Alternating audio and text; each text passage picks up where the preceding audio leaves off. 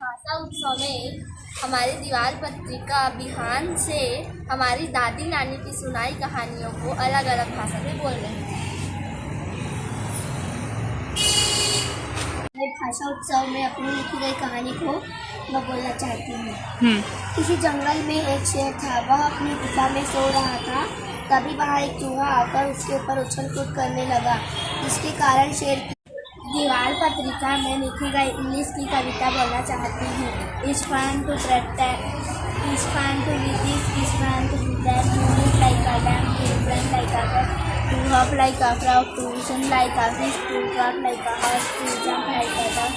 मैं नीलू पटेल, शासकीय पूर्व माध्यमिक शाला भाषा उत्सव के तीसरे दिन दीवार पत्रिका बिहान में दादी की कहानी छत्तीसगढ़ी में सुनाऊंगी।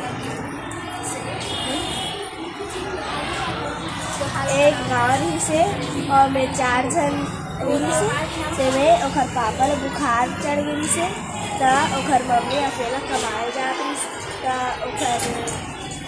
ओखर मम्मी ना ये धान होए बर गेली से सब जन से तो ओखर मम्मी ना वही भलवा चाप दी से। आज हम भाषा उत्सव के दिन अपनी फिर से बोलने जा रहा हूँ। एक कहानी बोल रहा हूँ। दो बेटे थे। एक बेटे का नाम था राज, दूसरे बेटे का नाम राजेश। वो बेटे में अपने माता पिता के राज्य पर बहुत लालच था। वो दोनों बड़े हो गए और अपने दादाजी की सुनाई हुई कहानी बोल रहा हूँ। एक राजा था जिसके 4 बेटे थे। राजा ने सबको 1000 रुपये दिया और बोला आज जा 1 महीने बाद मिलना। एक दारू और बीड़ी की लत में लग गया। दूसरा बेटा जुआ की लत में लग गया और पूरा पैसा हार गया। और एक बेटा एक व्यापारी के साथ चले। कविता सुना रहा हूँ। It's fun to be this, it's fun to be that, to live like a lamb, to climb like a cat, to hop like a।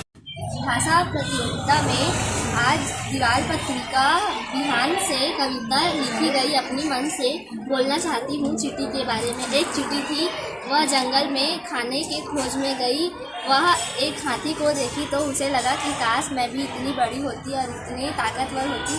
फिर आगे गई तो वह एक जिराफ को देखी। फिर जिराफ भी उसे बहुत बड़ा लगा। वो सोची कि क्या पढ़ रहे हो? दीवार पत्रिका में हमने पढ़ा कि बेटी शांति ने उत्तर कि मेरी टीचर कितनी अच्छी है। हमारे स्कूल दीवार पत्रिका बिहान में ये सारे कविता कहानी चित्र बनाए गए हैं, जिसमें है कविता, तिरंगे का मान और दिवाली। छत्तीसगढ़ त्योहार है जिसमें होलिका, पोरा, दीपावली, होली मनाई जाती है। उनके गुलाब, तुलसी पौधों की जानकारी दी गई। भाषा में हमारे दीदी भैया के द्वारा लिखे गए हैं। धन्यवाद।